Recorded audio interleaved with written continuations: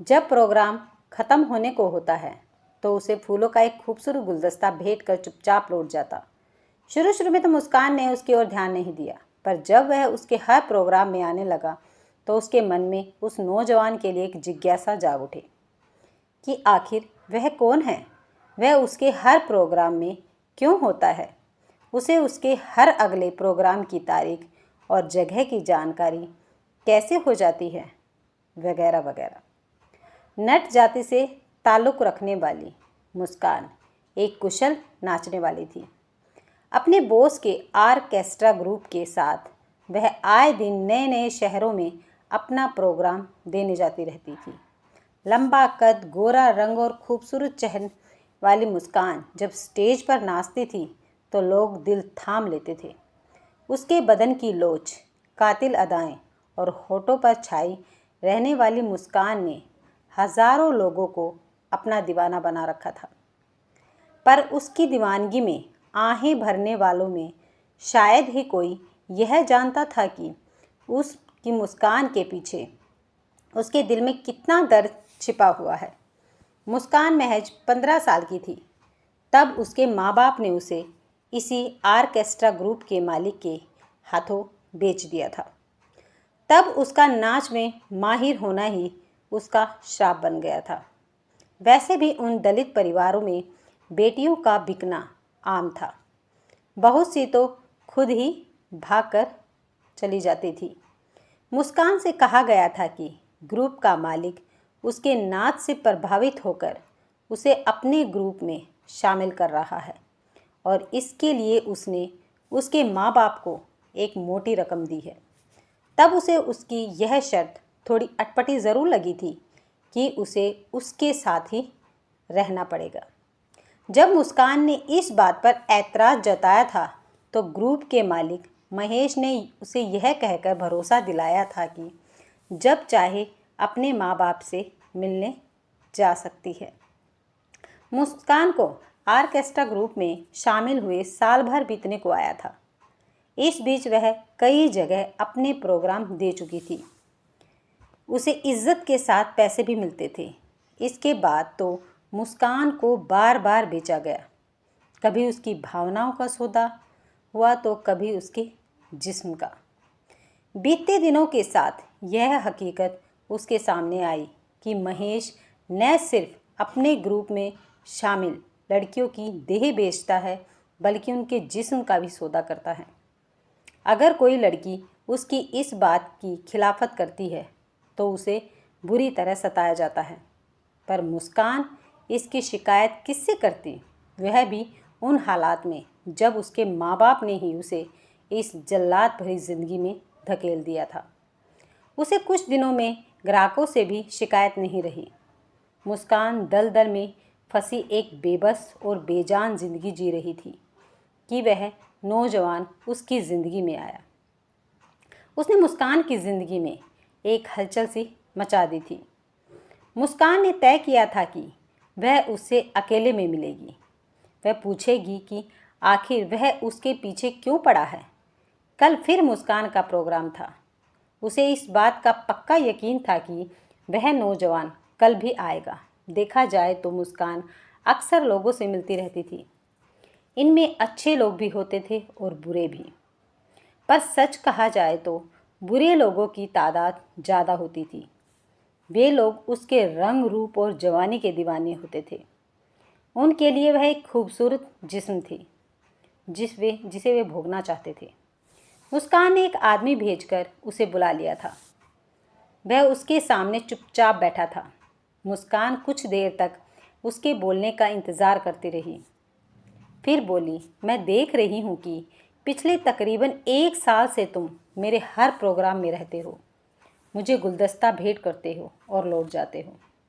मैं जान सकती हूँ कि यह क्यों? क्योंकि मुझे आप पसंद हैं।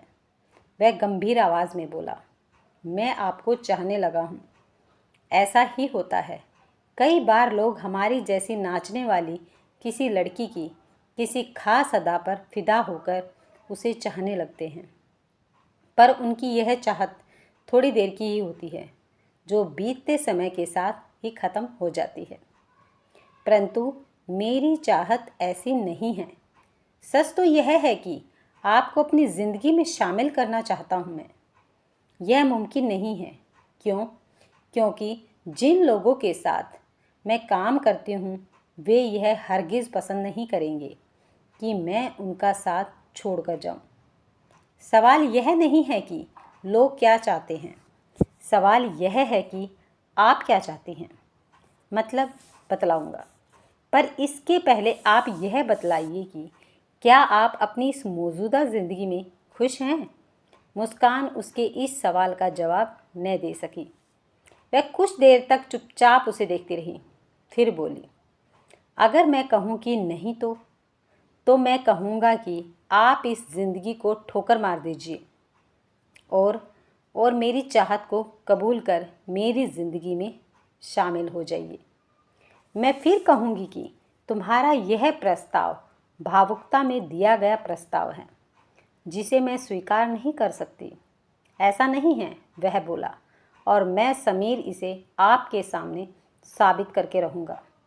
कहने के बाद वह उठ खड़ा हुआ और चला गया।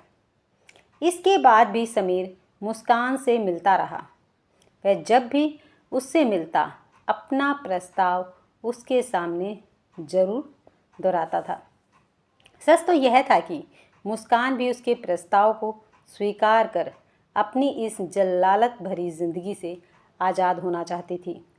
पर यह बात भी वह अच्छी तरह जानती थी कि महेश इतनी आसानी से उसे अपने चंगुल से आज़ाद होने नहीं देगा। वह उसके लिए सोने का अंडा देने वाली मुर्गी जो थी। पर समीर की चाहत और लगाव देखकर मुस्कान ने फैसला कर लिया कि वह समीर का प्रस्ताव स्वीकार करेगी। जब मुस्कान ने अपने इस फैसले की जानकारी समीर को दी तो खुशी से उसकी आंखें चमक उठी। मुस्कान पल भर तक खुशी से चमकते उस चेहरे को देखती रही, फिर गंभीर आवाज़ में बोली, पर समीर, महेश इतनी आसानी से मुझे छोड़ने वाला नहीं है। मैं उसे मुंह मांगी कीमत दूंगा और तुम्हें उससे खरीद लूँगा। ठीक है, बात करके देखो, शायद वह तुम्हारी बात मान जाए। समीर ने मुस्कान के साथ लेकर महेश से बात की और उसे बताया कि वह हर कीमत पर मुस्कान को हासिल करना चाहता है। हर कीमत पर। महेश कीमत शब्द पर जोर देता हुआ बोला। हाँ, समीर बोला, तुम कीमत बोलो। 10 लाख। महेश ने उसकी आंखों में झांकते हुए कहा। मंजूर है।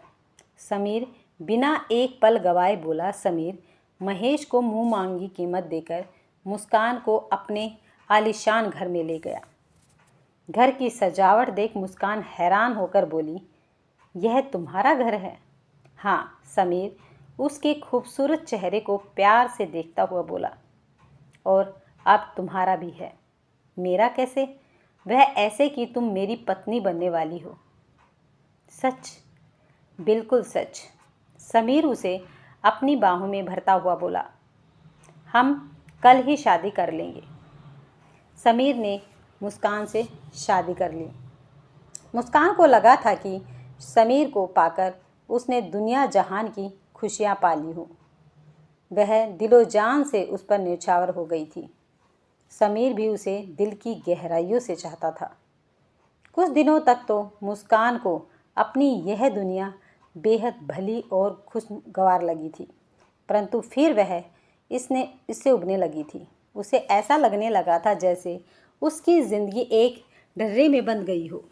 ऐसे में उसे अपनी स्टेज की दुनिया याद आने लगी थी। उसकी उस दुनिया में कितना रोमांच, कितना ग्लैमर था। एक दिन अचानक मुस्कान के ऑर्केस्ट्रा ग्रुप के मालिक महेश ने उसके सामने अपने ग्रुप की ओर से एक जगह प्रोग्राम देने का प्रस्ताव रखा और उसके बदले उसे एक मोटी रकम देने का वादा किया, तो वह इनकार न कर सकी। प्रोग्राम कब है? मुस्कान ने पूछा। कल। मुस्कान के चेहरे पर निराशा के भाव फैले। पर समीर तो यहाँ नहीं है। वे कारोबार के सिलसिले में 4 दिनों के लिए शहर से बाहर गए हुए हैं। मुझे इस प्रोग्राम के लिए उनसे इजाज़त लेनी होगी। अरे डांस का प्रोग्राम ही तो देना है, महेश बोला। किसी अमीर जादे का बिस्तर तो गर्म नहीं करना। भला इसमें समीर को क्या एतराज़ हो सकता है। फिर भी मान भी जाओ मुस्कान। ठीक है, मुस्कान ने हामी भर दी थी। मुस्कान ने डरे हुए मन से यह प्रोग्राम कर लिया।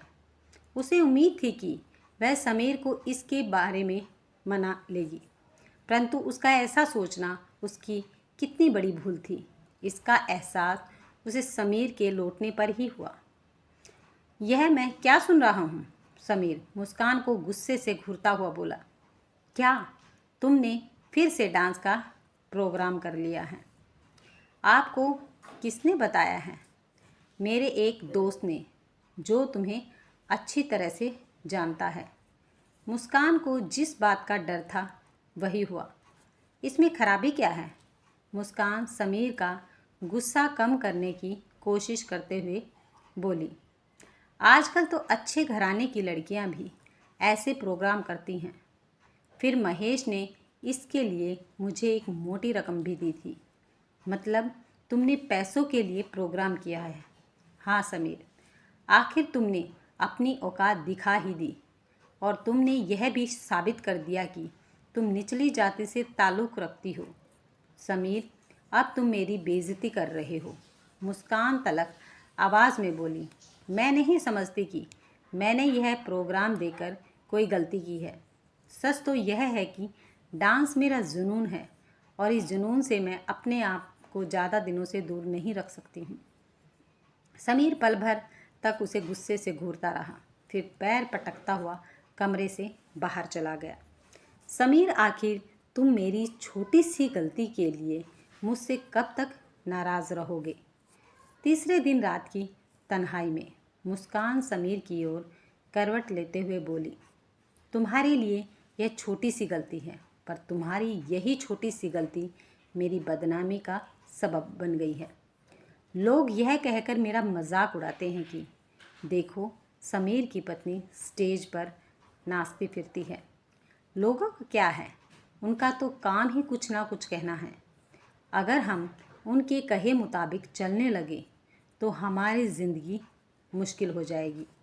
इसका मतलब यह है कि तुम दिल से चाहती हो कि तुम डांस प्रोग्राम करती रहो। हाँ, बशर्ते तुम इसकी इजाज़त दो, मुस्कान बोली। समीर कुछ देर तक चुपचाप मुस्कान के खूबसूरत चेहरे और भरे पूरे बदन को देखता रहा, फिर बोला, ठीक है, मैं तुम्हें इसकी इजाज़त दूंगा, पर इसके लिए मेरे काम भी कर देना। कैसे काम? तुम कभी कभी मेरे कारोबार से संबंधित अमीर लोगों से मिल लेना। क्या कह रही हो तुम? यह सुनकर मुस्कान हैरान रह गई। तुम मेरी पत्नी हो, तभी तो मैं तुमसे ऐसी बातें कर रहा हूँ। समीर अपनी आवाज़ में मिठास घोलता हुआ बोला। देखो मुस्कान, अगर तुम ऐसा करती हो तो हमें उन लोगों से अपनी कंपनी के लिए बड़े ऑर्डर मिलेंगे, जिससे हमारा लाखों का मुनाफा होगा। एक पत्नी होने के नाते क्या तुम्हारा यह फ़र्ज़ नहीं है कि तुम अपने पति का कारोबार बढ़ाने में उसकी मदद करो? और फिर तुम ऐसा पहली बार तो नहीं कर रही हो। तुम्हारी जाति में तो ऐसा होता ही रहता है। तुम ही तो कह रही थी कि कितनी ही लड़कियों को ऊंची जाति वाले उठाकर ले जाते थे और सुबह पटक कर चले जाते थे। समीर ने मुस्कान की दुखती नस पर हाथ रख दिया था और ऐसे में वह चाहकर भी इससे इनकार नहीं कर सकी। ठीक है, मुस्कान बुझे मन से बोली। समीर एक दबदबे वाले शख्स को अपने घर ले आया और न चाहते हुए भी मुस्कान को उसकी बात माननी पड़ी। फिर तो यह सिलसिला चल पड़ा था। समीर हर दिन किसी अमीर शख्स को अपने साथ लाता और मुस्कान को उसे खुश करना पड़ता था।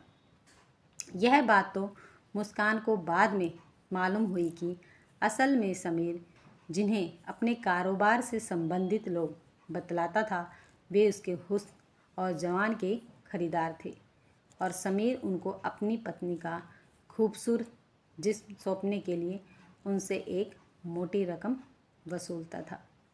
मुस्कान ने जिसे भी अपना समझा, उसी ने उसे बेचा। पहले उसके माँ बाप ने उसे बेचा और अब उसका पति उसे बेच रहा था, लेकिन दोनों अब पैसे में जो खेल रहे थे। अगर आपको ये कहानी पसंद आई है तो वीडियो को लाइक, शेयर और सब्सक्राइब करना ना भूलें।